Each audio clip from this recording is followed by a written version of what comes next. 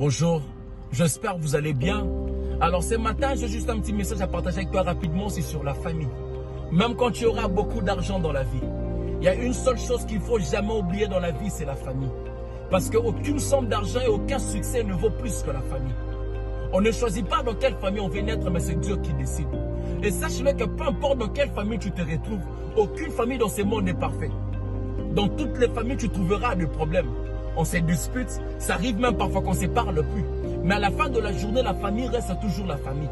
Parce que la famille n'est pas appelée à être parfaite, la famille est appelée à être unie. Quand je parle de la famille, je ne vois pas la perfection, mais je vois plus l'unité. Tu sais pourquoi le diable combat plus la famille? Parce que le diable sait que la force d'une famille, c'est dans l'unité. Et la faiblesse d'une famille, c'est dans la séparation. C'est quand une famille se sépare que certaines portes s'ouvrent. C'est là où maintenant vous donnez à tout le monde l'accès de comprendre tout ce qui se passe dans votre famille. N'expose pas ta famille à cause d'un problème. N'oublie pas que le linge sale se lave en famille. N'abandonne pas ta famille à cause d'un problème. S'il y a un problème, il y a une solution. Tout problème a une solution. Dans ton église, si tu n'es plus là, on va te remplacer. Dans ton travail, si tu n'es plus là, on va te remplacer. Mais dans ta famille, si tu n'es plus là, personne ne va te remplacer. Parce que dans ta famille, tu es irremplaçable. Quand tout brille dans ta vie, il y aura des gens tout autour de toi. Mais quand tout sera sombre dans ta vie, seule ta famille qui vont t'accueillir. Parce que la famille, c'est là où l'amour ne finit jamais.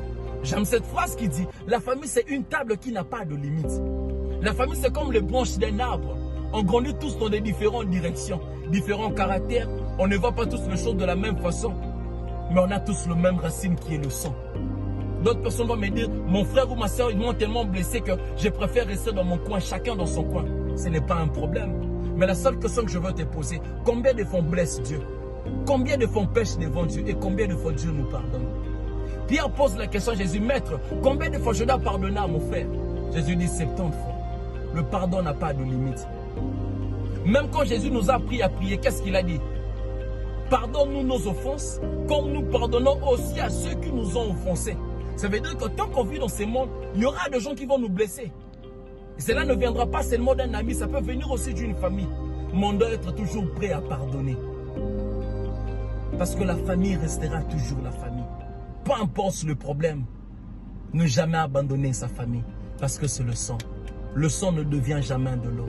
Que mon Dieu vous bénisse. C'est juste ça le petit message que j'allais partager avec toi. Merci beaucoup.